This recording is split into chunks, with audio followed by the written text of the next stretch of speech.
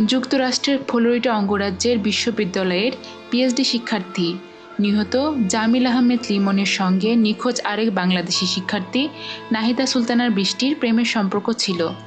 তারা শীঘ্রই বিয়ের পরিকল্পনা করছিলেন, এমন তথ্য জানিয়েছেন লিমনের ভাই জুবায়ের আহমেদ।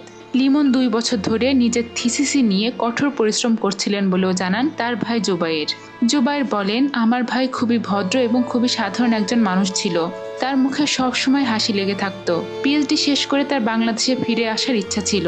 কোনো বিশ্ববিদ্যালয়ে শিক্ষক হিসেবে কাজ করার ইচ্ছা ছিল তার। প্রায় 10 দিন নিখোঁজ থাকার পর গতকাল শুক্রবার বাংলাদেশি শিক্ষার্থী জামিল আহমেদ লিমনের মরদেহ উদ্ধার করা হয়। তার বয়স ছিল মাত্র 27 বছর।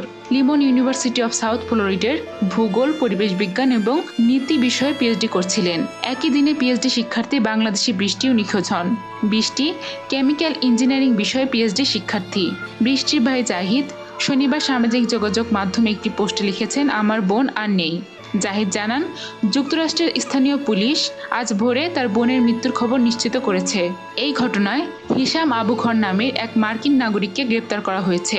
তিনি জামিলের রুমমেট ছিলেন। যুক্তরাষ্ট্রের পুলিশি কার্যালয় থেকে জানানো হয়েছে, পুলিশ আবু খরকে জিজ্ঞাসাবাদের পর গতকাল ফ্লোরিডার হাওয়ার্ড ফ্র্যাঙ্কলিন ব্রিজ এলাকা থেকে জামিলের মরদেহ উদ্ধার করা হয়েছে। নিখোঁজ বৃষ্টির সন্ধানে অভিযান চলছে বলে জানিয়েছেন পুলিশ।